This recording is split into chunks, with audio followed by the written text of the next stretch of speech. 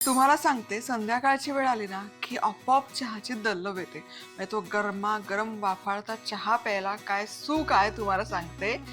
पण कधी कधी असंही होतं की तोच तो चहा नको वाटतो की नाही, काहीतरी कॅफे स्टाईल करावं, काहीतरी त्याला ट्विस्ट करावं, म्हणजे असं खूप इच्छा होते. मग अशा वेळेसाठी ना मी मस्त हे कॉम्बो तयार केले, ज्यामध्ये आपण करू मस्त असं वाफाळलेला, फेसाळलेला चाय लाटे. हो हो, कडक चाय लाटे. चाय लाटे कसा करायचा ते बघूयात. सगळ्यात आधी घालायचं पाणी.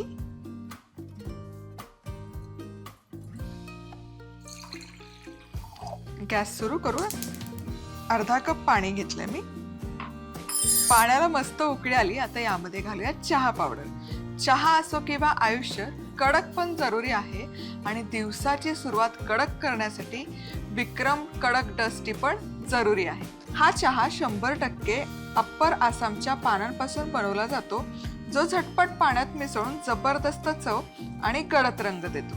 तर रोजच्या दिवसाला एक कडक सुरुवात द्यायची असेल तर लक्षात ठेवा, कडक पण जरुरी आहे. अर्धा कप पाणी आहे तर 1 चमचा विक्रम कडक डस्टी घालूया.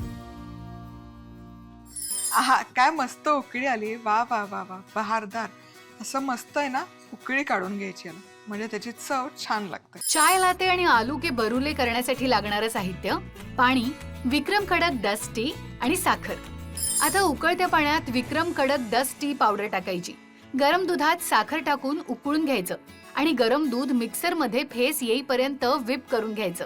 आता एका ग्लासात चहाचे कंकशन घ्यायचं आणि त्यात वर फेस आलेलं दूध टाकायचं. झालं आपलं चहा लाटे तयार.